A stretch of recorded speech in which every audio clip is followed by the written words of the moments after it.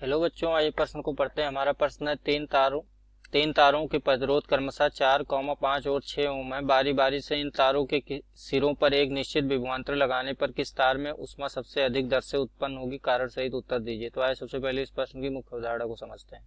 मुख्य अवधारणा, तो इस प्रश्न की जो मुख्य अवधारणा है वह पहले लिख लेते हैं हम लोग। मुख्य अवधारणा, हम जानते हैं यह प्रश्न हमारा किस पर आधारित है। यह प्रश्न हमारा आधारित है वैद्युत शक्ति पर। वैद्युत शक्ति, तो आइए सबसे पहले वैद्युत शक्ति के बारे में जान लेते हैं। वैद्युत शक्ति क्या होती है? हम जानते हैं कोई चालक है, तो चालक में जो ऊष्मा व्यय की जो दर होती है उसी को क्या कहते हैं? वैद्युत शक्ति कहते हैं। और वैद्युत शक्ति को P से प्रदर्शित करते हैं। P बराबर हमारा होता है H/T। यहाँ पे H क्या है? वैद्युत ऊष्मा है। P क्या है? वैद्युत शक्ति है। T क्या है? समय। तो ऊष्मा व्यय की, किसी भी चालक में ऊष्मा व्यय की दर को ही क्या कहते हैं? वैद्युत शक्ति। वैद्युत शक्ति अगर मान लें हमारा एक कोई चालक है जिसका प्रतिरोध R है, इसको हमने क्या किया, एक बैटरी या सेल से जोड़ दिया जिसका विभव हमें मालूम है B है। इसमें जैसे ही जोड़ा तो क्या होगा? धारा प्रवाहित होगी। इसका प्रतिरोध R है, तो हम वैद्युत शक्ति को निकाल सकते हैं। वैद्युत शक्ति को हमारे पास निकालने के तीन फार्मूले या तीन सूत्र हैं। एक है P बराबर B गुणे I, ये प्रथम सूत्र है। दूसरा सूत्र है I का वर्ग गुणे R, और जो तीसरा सूत्र है वो है B का वर्ग बटे R।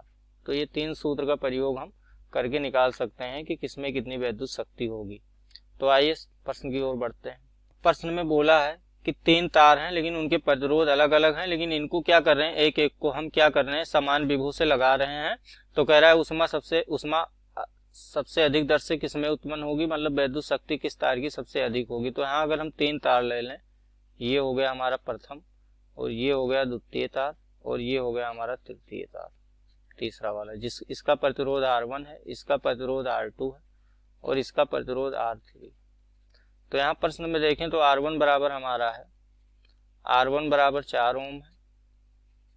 R2 बराबर कितना है हमारा, ये R2 बराबर यहाँ पे है 5 ओम। फिर यहाँ पे R3 जो है हमारा, ये कितना दिया हुआ है, 6 ओम। तो यहाँ पे देखिए, अगर हम इस पे विभव लगाएं, इस पे विभव लगाएं, इस पे विभव, तीनों में हम क्या कर रहे हैं, समान विभव लगा रहे हैं, लेकिन सबके प्रतिरोध क्या है, अलग अलग हैं। तो यहाँ पे हम कौन सा सूत्र लगाएंगे, हम लगाएंगे सूत्र नंबर 3, ये, क्योंकि इनमें विभव समान है, प्रतिरोध अलग अलग है। तो इसके लिए अगर हम सूत्र लगाएं, तो यहाँ पर अगर हम सूत्र लगाएंगे अपना, तो इसके लिए सूत्र क्या हो जाएगा, इसका हम ले लेंगे वैद्युत शक्ति P1, और इसका विभव मान लेंगे B जो लगाया हमने, और इस पे क्या है, जो प्रतिरोध R1 है उसको हम क्या रख लेंगे, B का स्क्वायर हो जाएगा, और यहाँ पे R1 आ जाएगा। इसके लिए अगर सूत्र लगाएंगे तो P2 बराबर, विभव हमने वही लगाया, इसको भी हमने उसी विभव से जोड़ा था, तो ये B का वर्ग और इसका प्रतिरोध R2।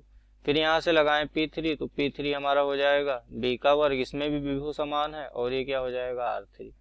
तो यहाँ से देखें अगर हम, तो P1 जो है वो हो जाएगा B स्क्वायर बटे R1 4 ओम। तो ये हो जाएगा P2, अगर निकालें तो P2 हमारा क्या हो जाएगा, B का वर्ग बटे R2 5 ओम है, और यहाँ से अगर हम P3 निकालें तो वो हो जाएगा B का वर्ग बटे 6 ओम। तो यहाँ से देखें कि नीचे का अगर मान बढ़ेगा तो उसका जो वैद्युत शक्ति होगा उस तार का, वो क्या होगा, कम होगा। तो यहाँ से हम देख सकते हैं कि किसमें वैद्युत ऊष्मा की दर सबसे अधिक उत्पन्न होगी, जिसमें क्या होगा, प्रतिरोध सबसे कम होगा। तो प्रतिरोध किसमें कम है, 4 ओम वाले तार में। तो यहाँ से लिख सकते हैं कि ऊष्मा की दर सबसे ज्यादा किसमें उत्पन्न होगी। तो यहाँ से हम देख सकते हैं कि P1 हमारा सबसे ज्यादा होगा, उसके बाद P2 होगा, और फिर क्या होगा, P3 होगा। तो यहाँ से लिख सकते हैं कि 4 ओम, तो यहाँ से लिख सकते हैं हम कि 4 ओम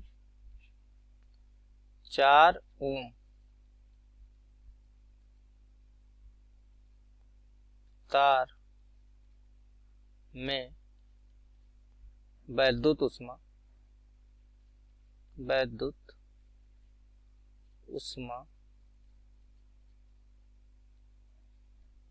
सबसे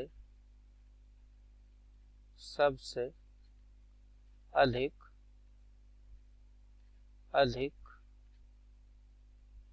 दर से उत्पन्न होगी,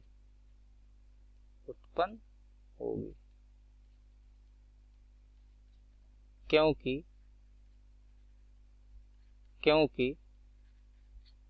इसका प्रतिरोध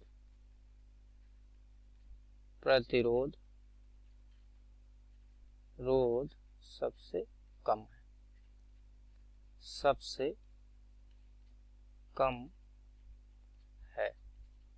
तो यहाँ से कारण अगर हम लिखें तो क्यों ऐसा हो रहा है, तो कारण में क्या होगा, इसका प्रतिरोध क्या है, इसका प्रतिरोध सबसे कम है, फिर इससे ज्यादा किसका है, इसका है, फिर सबसे ज्यादा किसका है, इसका है। तो यहाँ से कारण हमारा हो जाएगा प्रतिरोध, और जो हमारा ये उत्तर होगा यही हो जाएगा कि सबसे अधिक ऊष्मा किस में उत्पन्न होगी, 4 ओम वाले प्रतिरोध में। मैं आशा करता हूँ इस प्रश्न का उत्तर आपको समझ में आया होगा। धन्यवाद।